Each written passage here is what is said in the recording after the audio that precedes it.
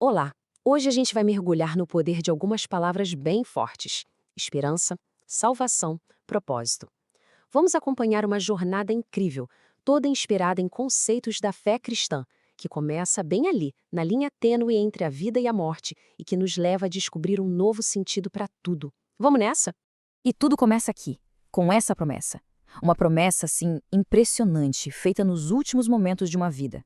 Essas palavras, ditas a um criminoso na cruz, são o nosso ponto de partida. Elas preparam o terreno para uma transformação que, olha, parece desafiar toda a lógica. Então, a primeira parte da nossa exploração de hoje foca exatamente nisso, a esperança que aparece na hora final. O que esse momento de salvação tão específico e tão poderoso realmente quer dizer? Para a gente entender de verdade o tamanho dessa esperança, a gente precisa saber qual é o ponto de partida. A fonte que estamos analisando, citando o livro de Efésios, descreve a condição inicial como estar espiritualmente perdido, ou, para usar as palavras exatas, morto em transgressões e pecados. É justamente esse abismo que a esperança promete atravessar. E aqui a coisa fica fascinante. É um verdadeiro paradoxo, né? Pensa só. Aqui na Terra, a jornada espiritual daquele homem mal tinha começado e já tinha acabado. Mas lá no céu, ela estava apenas começando, exatamente no momento em que a vida aqui terminou. É uma inversão completa, uma virada de chave instantânea e, bom, milagrosa. E isso nos leva direto para o coração do assunto, a salvação. A fonte apresenta esse conceito não como algo que a gente conquista, mas como um presente divino. Mas que presente é esse exatamente? E como alguém recebe isso? O texto, se baseando no livro de Romanos, desenha um caminho bem claro, em 3 etapas. Começa com uma posição de inimigos, ou seja, separados de Deus pelas próprias ações.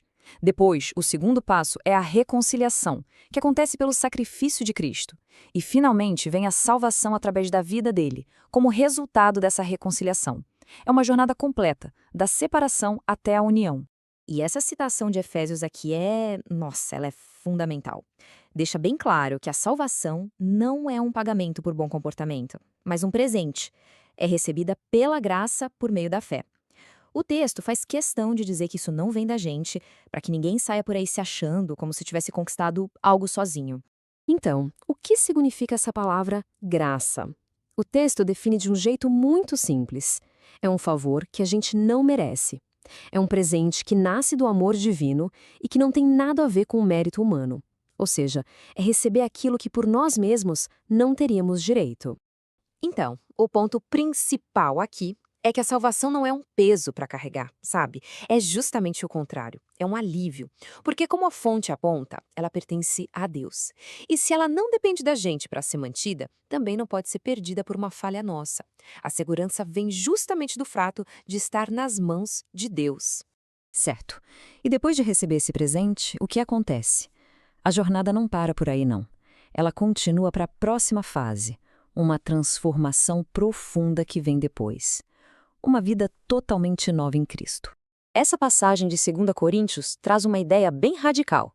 Não é só uma melhoradinha, não é só virar uma página, é se tornar uma nova criação. O texto é super direto. O que era antigo já foi, tudo se fez novo. E este slide mostra bem esse contraste, né? De um lado, o velho eu, que é descrito como corrompido e que deve ser tirado, descartado, no lugar dele, a gente veste o novo eu, que, segundo o texto, é criado para ser parecido com Deus. É uma troca de identidade mesmo. E essa vida nova, ela é construída em cima de quê? A fonte aponta para 3 alicerces que vêm diretamente de Deus: a justiça dele, a santidade dele e a verdade dele. Não são qualidades que a gente produz, mas a base divina sobre a qual essa nova identidade é erguida. Com essa transformação interna toda encaminhada, a nossa análise muda um pouco de foco. Como essa vida nova aparece no mundo real, no dia a dia? Qual é o sentido, o propósito disso tudo?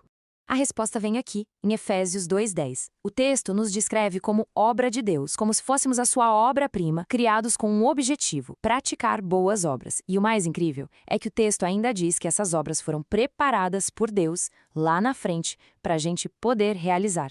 E isso, claro, leva a gente a uma reflexão, inspirada pelo texto. Se existe essa ideia de um propósito preparado para nós, a pergunta que fica é: como isso se reflete na nossa vida?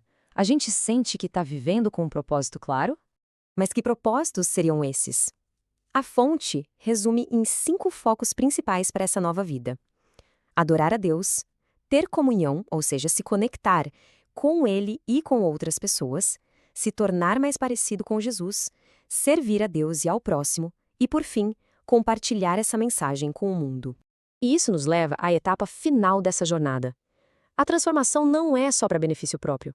O foco agora se volta para fora. É sobre se tornar um agente de esperança e compartilhar aquilo que foi recebido.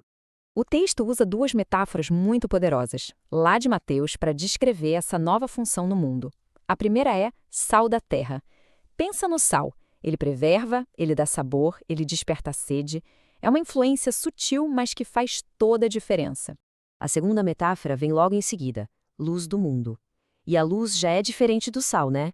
Ela é visível, ela afasta a escuridão, guia o caminho. As 2 imagens juntas pintam um retrato de uma influência que é ao mesmo tempo interna e externa, sutil e evidente. E aqui a gente chega numa ideia central desta sessão. O texto sugere que a jornada completa um ciclo. A verdadeira grandeza da salvação que alguém recebeu não se mede só pela mudança pessoal, mas se revela de verdade quando essa pessoa ajuda outras a iniciarem suas próprias caminhadas. Essa oração de Jesus, citada no texto, ilustra perfeitamente esse legado de fé. Ele não está orando só por quem estava ali do lado dele, mas por todas as gerações futuras que viriam a crer por causa da mensagem deles. É uma corrente de testemunho, sabe, que atravessa a história. E assim, a conclusão da nossa análise é um chamado bem forte para a ação. A missão, como o texto descreve, não é fugir do mundo e dos problemas dele, mas sim mergulhar no mundo para ser um agente de transformação, levando esperança, cura e propósito. E a gente termina com uma última pergunta que, na verdade, abre todo o assunto que a gente explorou. Depois de percorrer essa jornada da salvação ao propósito e à missão, a questão que fica é, para qualquer pessoa, não importa a crença, o que realmente significa viver uma vida de esperança?